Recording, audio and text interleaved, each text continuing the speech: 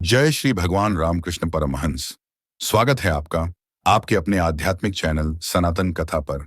आइए चलें इस नई आध्यात्मिक यात्रा में, जहां हम देखेंगे सिद्ध संतों की महान जीवन गाथा और समझेंगे उनके गूढ़ अर्थ को। मैं समय हूं। जिस प्रकार पहले भाग में मैंने आपको भगवान श्री रामकृष्ण परमहंस के प्रमुख शिष्यों के जीवन की गहरी और प्रेरणादायक कहानियां सुनाई थीं, उसी तरह आज मैं उनके अन्य महान शिष्यों की गाथाएं सुनेंगे, जो श्री रामकृष्ण के दर्शन से न केवल अपने जीवन को समृद्ध कर पाए, बल्कि उन्होंने इसके माध्यम से विश्व में गहरी छाप छोड़ी। अब इस दिव्य श्रृंखला में हम प्रवेश कर रहे हैं एक ऐसे तेजस्वी व्यक्तित्व की कथा में, जिनके नाम से न केवल भारत बल्कि संपूर्ण विश्व में श्री रामकृष्ण के विचारों की ज्योति प्रज्वलित हुई। स्वामी विवेकानंद। स्वामी विवेकानंद, जिनका मूल नाम नरेंद्र नाथ दत्त था, का जन्म 12 जनवरी साल 1863 को कोलकाता में हुआ। एक तेजस्वी बुद्धि, गहन तार्किक सोच और आध्यात्मिक जिज्ञासा उनके व्यक्तित्व की विशेषताएं थीं। ब्रह्म समाज से जुड़े होने के बावजूद उनका मन ईश्वर की सजीव अनुभूति के लिए व्याकुल था। सन 1881 में एक दिन प्रेसिडेंसी कॉलेज कलकत्ता में प्रोफेसर डॉ विलियम हेस्टिंग्स की कक्षा चल रही थी। वे एक पश्चिमी दार्शनिक ग्रंथ से पढ़ा रहे थे, जिसमें एक शब्द आया, ट्रांस। नरेंद्र ने तुरंत हाथ उठाया और इसका अर्थ पूछा। प्रोफेसर ने उत्तर दिया, यह एक ऐसी स्थिति है जिसमें मन पूर्णतः स्थिर हो जाता है, जहां आत्मा ईश्वर में लीन हो जाती है। यह है ट्रांस। नरेंद्र की आंखों में जिज्ञासा और तीव्र हो गई। उन्होंने फिर पूछा, क्या आपने इसे स्वयं अनुभव किया है? प्रोफेसर एक क्षण चुप रहे, फिर बोले, नहीं, मैंने नहीं किया, लेकिन मैं एक ऐसे व्यक्ति को जानता हूं जिसने किया है, श्री रामकृष्ण परमहंस। यहीं से शुरू हुआ वह आध्यात्मिक महासंगम, जहां एक तार्किक जिज्ञासु, एक युवक, एक सच्चा साधक मिलने चला ऐसे संत से जो अनुभव थे स्वयं में एक उत्तर। यह मुलाकात कोलकाता में सुरेंद्रनाथ मित्र के घर एक भजन संध्या के दौरान हुई थी।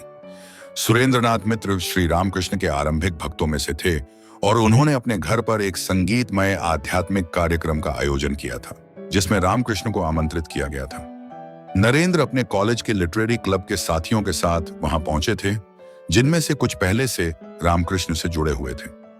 कार्यक्रम के दौरान जब नरेंद्र ने एक भक्ति गीत गाया, तो ठाकुर इतने भाव विभोर हो गए कि वे तुरंत उनसे प्रभावित हो गए और उन्हें दक्षिणेश्वर आने का निमंत्रण दिया। माना जाता है कि इस पहली मुलाकात की प्रेरणा में रामचंद्र दत्त जैसे आरंभिक भक्तों की भी महत्वपूर्ण भूमिका थी, जो शिक्षित युवाओं को ठाकुर के निकट लाने का कार्य कर रहे थे। कुछ दिनों बाद नरेंद्र रामचंद्र दत्त के साथ दक्षिणेश्वर पहुंचे। श्री रामकृष्ण ने उन्हें देखा और भीतर ही भीतर पहचान लिया, तुम वही हो, नित्या सिद्धात्मा, शिव ज्ञान से ओतप्रोत। उन्होंने हाथ बढ़ाया, नरेंद्र नाथ जी को छूने का प्रयास किया और उसी क्षण उन्हें भीतर से एक विचित्र ऊर्जा ने घेर लिया, जैसे सारा जगत डोल उठा हो, चेतना डगमगाने लगी हो। भयभीत होकर वे पीछे हटे, पर श्री रामकृष्ण बस मुस्कुराते रहे। ठाकुर बोले, मैं जानता हूं ये कोई साधारण आत्मा नहीं है, तुम्हारे भीतर दिव्य ज्वाला है। मैंने केवल उस द्वार को खटखटाया है जो एक दिन स्वयं खुलकर जग को आलोकित करेगा। वे जानते थे समय आएगा जब यही आत्मा भारत माता की वाणी बनेगी, और यहीं से आरंभ हुई उस महायात्रा की भूमिका, जो आगे चलकर भारतवर्ष की आत्मा को जगाने वाली थी। इसके बाद नरेंद्र नाथ जी ठाकुर से बार बार मिलने डाकेश्वर आने लगे। हर भेंट उनके भीतर कोई नया द्वार खोल देती, लेकिन वे केवल श्रद्धा में बह जाने वाले नहीं थे। वे सवाल करते थे, तर्क रखते थे और सत्य को अनुभव से परखना चाहते थे। एक दिन उन्होंने ठाकुर से सीधा पूछा, क्या आपने ईश्वर को देखा है? श्री रामकृष्ण ने तुरंत उत्तर दिया, हाँ, देखा है, वैसे ही जैसे मैं तुम्हें देख रहा हूं, और चाहो तो तुम्हें भी दिखा सकता हूं। पर नरेंद्र को उन पर पूरा विश्वास नहीं हुआ। एक दिन नरेंद्र ने श्री रामकृष्ण की अद्वैतवाद की बातें सुनकर मजाक उड़ाया। वे बोले, इससे ज्यादा हास्यास्पद और क्या हो सकता है कि कोई कहे ईश्वर सब में है, सब जगह है। उन्हें यह विचार तर्क से परे और कल्पनात्मक लगा। श्री रामकृष्ण कुछ नहीं बोले, शांत भाव से नरेंद्र के समीप आए और धीरे से उनके सिर को स्पर्श किया, और उसी क्षण जगत बदल गया। नरेंद्र को एक गहन अनुभूति हुई, जैसे पूरी सृष्टि एक ही तत्व से बनी हो। हर चीज, मनुष्य, पशु, वृक्ष, पत्थर, सब एक समान दिख रहे थे। जीव और निर्जीव में कोई भेद नहीं रहा। उन्होंने अपने भीतर और बाहर एक ही चेतना को देखा। वह अनुभव इतना प्रबल था कि वे न तो किसी से बात कर पा रहे थे, न ही किसी को देख पा रहे थे। जैसे पहले देखा करते थे। 3-4 दिन तक वे इसी स्थिति में रहे। यह स्थूल जगत जैसे उनके लिए मायावी हो गया था। शरीर, नाम सब बेमतलब जान पड़ रहे थे। कुछ दिनों बाद यह अनुभव थोड़ा मंद हुआ, चेतना धीरे धीरे लौटी। अंततः वह दिन भी आया जब नरेंद्र का तर्कशील मन शांत हो गया और उनके हृदय ने सहज स्वीकृति दी, यह मेरे गुरु हैं। उन्होंने श्री रामकृष्ण के चरणों में नतमस्तक होकर श्रद्धा से अपना जीवन समर्पित किया। ठाकुर को नरेंद्र की गायन प्रतिभा अत्यंत प्रिय थी। उनकी आवाज जैसे स्वयं आत्मा से निकलती थी। जब वे मानो रे मोरे आमार नाम रे या नहीं सुरता नहीं ज्ञान जैसे भजन गाते तो श्री रामकृष्ण समाधि में लीन हो जाते। सन 1884 में जब नरेंद्र की शंकाएं पूर्णतया शांत हो चुकी थीं, रामकृष्ण ने उन्हें व्यक्तिगत रूप से साधनाएं सिखानी शुरू की। न केवल ईश्वर के विभिन्न स्वरूपों की उपासना बल्कि अद्वैत ब्रह्म की अनुभूति की ओर भी उन्हें अग्रसर किया। यहीं से गुरु शिष्य संबंध पूर्णतः स्थिर हुआ। ठाकुर अब उन्हें भविष्य के सन्यासियों के नेता के रूप में तैयार कर रहे थे। दक्षिणेश्वर की शांत परंतु गहन ऊर्जा के बीच ठाकुर श्री रामकृष्ण ने नरेंद्र को अनेक साधनाएं कराईं। भक्ति, ध्यान, ब्रह्म ज्ञान, आत्मावलोकन और निराकार निष्ठा। वे उन्हें राम, कृष्ण, मां काली और निर्गुण ब्रह्म सभी रूपों में प्रवेश करने की कला सिखाते। रामकृष्ण जानते थे कि नरेंद्र केवल एक भक्त नहीं, वो एक युग निर्माता आत्मा है, इसलिए उन्हें समस्त धाराओं का अनुभव कराना आवश्यक था। ठाकुर एक दिन नरेंद्र की परीक्षा लेने लगे। उन्होंने चुपचाप एक सिक्का उठाया और उसे नरेंद्र के पैर से स्पर्श कराया। उसी क्षण नरेंद्र ऐसे उछल पड़े मानो किसी गर्म वस्तु ने छू लिया हो। ठाकुर मुस्कुराए, तेरा शरीर अब धन को भी सहन नहीं कर सकता। मां ने तुझे सांसारिक मोह से मुक्त कर दिया है। यह घटना दर्शाती थी कि ठाकुर ने नरेंद्र के भीतर की हर सांसारिक आसक्ति को जड़ से उखाड़ फेंका था। धन्य है वह क्षण जब ईश्वर स्वयं शिष्य की परीक्षा लेते हैं। नरेंद्र की मां मृत्युशैया पर थीं। हृदय व्याकुल था, न धन था न उपाय। वे भागे भागे ठाकुर के पास पहुंचे। अश्रुपूरित नेत्रों से मां की दशा कही। ठाकुर ने शांति से उत्तर दिया, जाओ, आज रात मां काली के चरणों में प्रार्थना करो। मां जो कुछ मांगो देंगी। रात्रि का अंधकार दक्षिणेश्वर में छाया था। मंदिर शांत था और नरेंद्र मां काली के सामने खड़े थे। पर जैसे ही वे मांगने चले, हृदय बोल उठा, हे मां, मुझे ज्ञान दो, भक्ति दो, विवेक दो, वैराग्य दो। 3 बार गए। तीनों बार यही मांगा, न धन न मां की आरोग्यता। यही वह क्षण था जब स्पष्ट हुआ कि यह कोई साधारण घटना नहीं थी। यह मां काली और ठाकुर की संयुक्त परीक्षा थी। क्या यह बालक आत्मबोध और त्याग के मार्ग के योग्य है? नरेंद्र उस परीक्षा में खरे उतरे। उन्होंने सिद्ध कर दिया कि उनका जीवन किसी सांसारिक याचना के लिए नहीं बल्कि एक बड़े दिव्य कार्य के लिए रचा गया है। रामकृष्ण ने एक दिन नरेंद्र को विशिष्ट साधना के दौरान कुंडलिनी शक्ति के जागरण की ओर पहुंचते देखा। उस क्षण ठाकुर ने तुरंत उस शक्ति को रोक दिया। उन्होंने कहा, यह शरीर और मन अभी उस महासागर को संभाल नहीं पाएगा। समय आने पर मैं स्वयं इसे खोलूंगा। एक दिन ठाकुर श्री रामकृष्ण गहन समाधि में लीन थे। जब उनकी चेतना लौटी, उन्होंने भक्तों से कहा, मैंने 7 ऋषियों को देखा है स्वर्गलोक में तप करते हुए। मां ने संकेत दिया है कि ये 7 पुनः पृथ्वी पर अवतरित होंगे और उनमें से एक सबसे तेजस्वी आत्मा यही मेरे पास है। वे नरेंद्र की ओर देख रहे थे। यही कारण था कि अपने अंतिम दिनों में दक्षिणेश्वर से लेकर श्यामपुकुर और फिर काशीपुर तक की यात्रा के अंत में जब ठाकुर का शरीर रोगग्रस्त था, उन्होंने अपनी संचित आध्यात्मिक शक्तियां नरेंद्र को समर्पित कर दी। उन्होंने नरेंद्र के सिर को छूते हुए कहा, जो कुछ मेरे पास है आज सब कुछ तुम्हें दे रहा हूं। तुम्हारे माध्यम से मां का कार्य होगा। यह वही क्षण था जब ठाकुर ने नरेंद्र की सुप्त कुंडलिनी शक्ति को जगाने की अनुमति दी, जिसे उन्होंने पहले जानबूझकर रोका था ताकि वह भटक न जाए। अब समय था कि वह शक्ति जागे और नरेंद्र स्वामी विवेकानंद बनकर विश्व को मां के संदेश से आलोकित करें। ठाकुर की मृत्यु के पश्चात एक रात नरेंद्र को एक दिव्य स्वप्न आया। उन्होंने देखा कि समुद्र की शांत लहरों पर एक अद्भुत साधु तेज गति से चल रहा है। उस साधु से प्रकाश की लहरें निकल रही हैं और संपूर्ण विश्व को आलोकित कर रही हैं। अंधकार में डूबे हृदयों को वह प्रकाश जगा रहा है। नींद खुली तो हृदय कांप उठा। वह कोई और नहीं, वे स्वयं ठाकुर ही थे। नरेंद्रनाथ अब केवल एक शिष्य नहीं रह गए थे, वे रामकृष्ण जी की चेतना के वाहक बन चुके थे। 1883 का समय था। दक्षिणेश्वर का वातावरण अब उनके जीवन का केंद्र बन चुका था। ठाकुर की उपस्थिति में वे नित्य साधनाएं करते, प्रश्न पूछते और आत्मा की परतों को जैसे स्वयं खोलते जाते थे। नरेंद्र के भीतर एक पुकार उठी कि जिनके भीतर खोज की पीड़ा है उन्हें भी इस सजीव स्रोत से जोड़ना चाहिए। ऐसे में उन्हें स्मरण हुआ अपने एक अंतरंग मित्र शशिभूषण चक्रवर्ती का, एक गंभीर, सौम्य और अंतर्मुखी स्वभाव वाला युवक जिसकी आत्मा में भी जिज्ञासा की चिंगारी थी। शशि को ठाकुर से मिलवाना चाहिए, नरेंद्र ने निश्चय किया, क्योंकि कुछ अनुभव ऐसे होते हैं जो शब्दों से नहीं केवल दर्शन से उतरते हैं।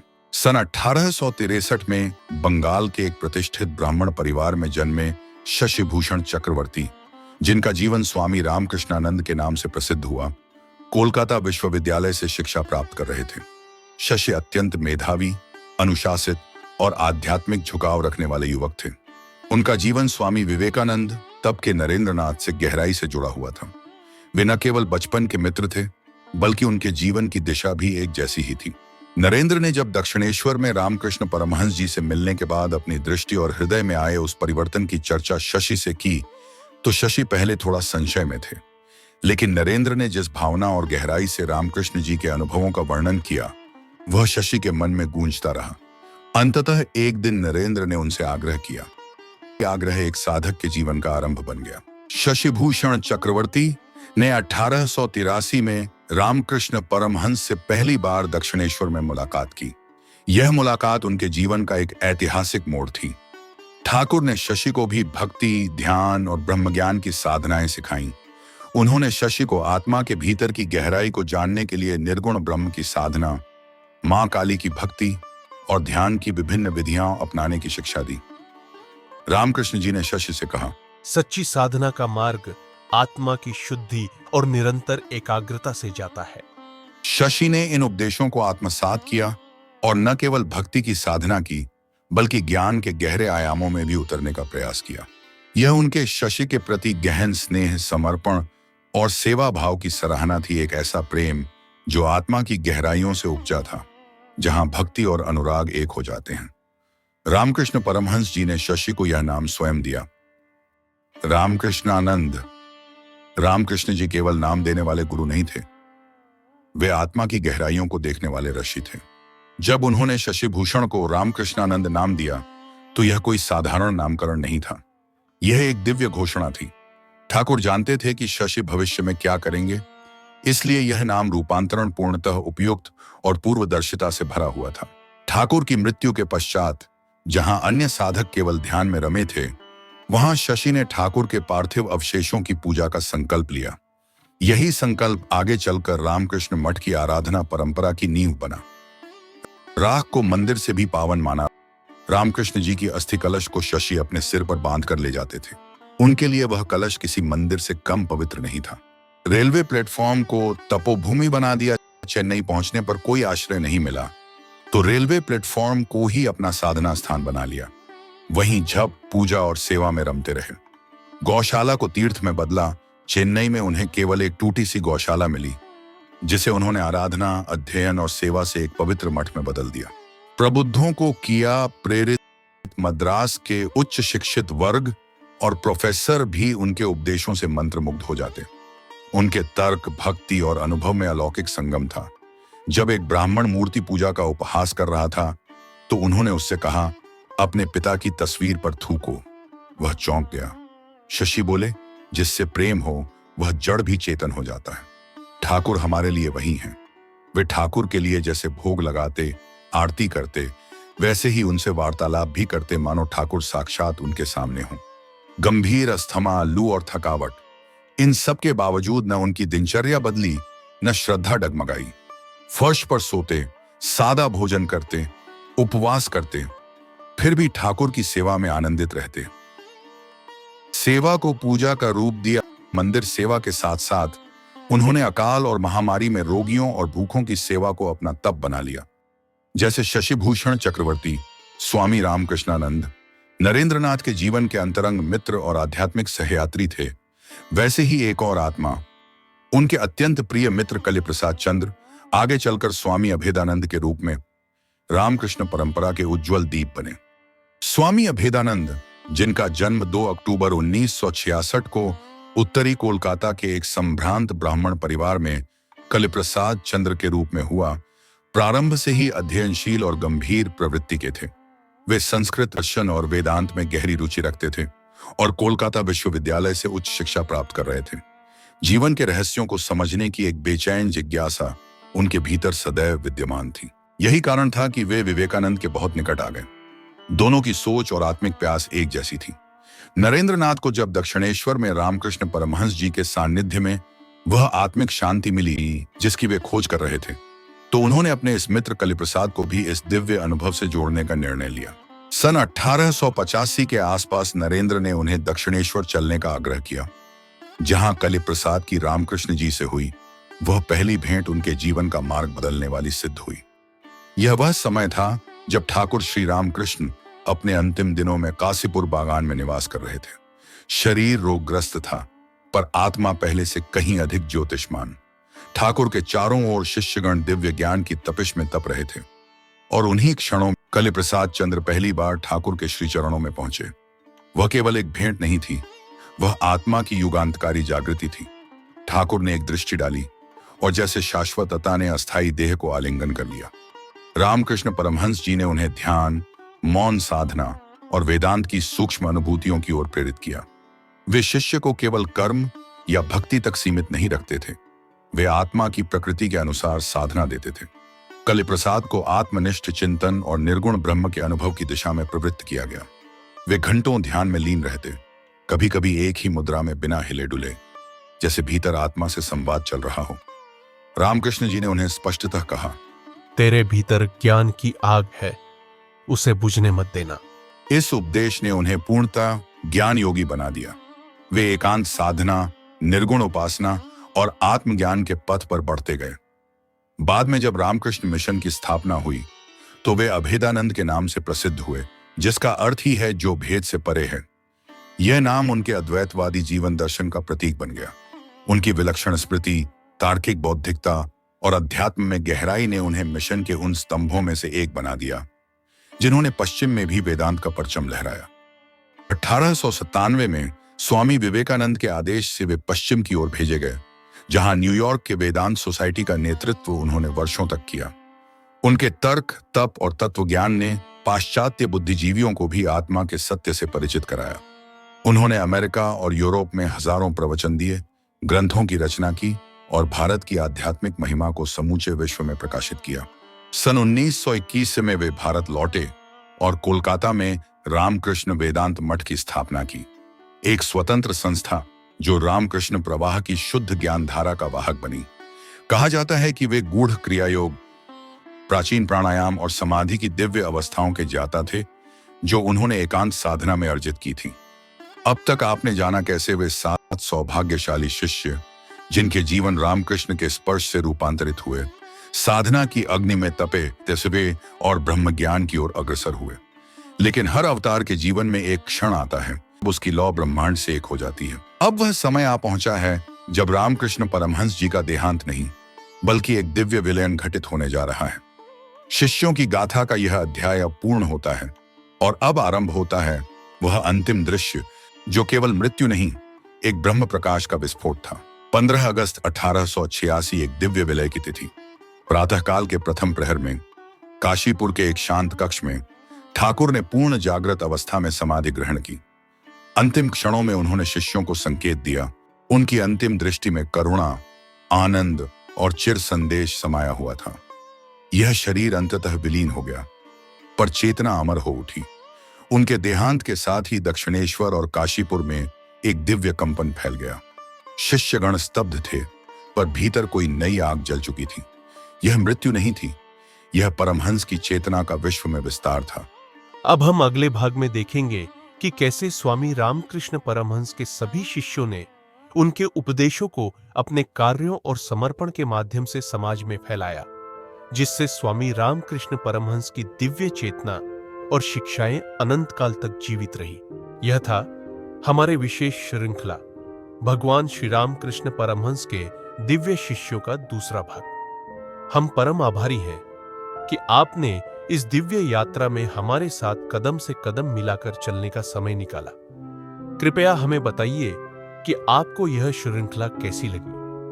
आपके बहुमूल्य सुझाव और विचार हमें इस कार्य को और भी अधिक दिव्य और सुंदर बनाने के लिए प्रेरित करेंगे। धन्यवाद।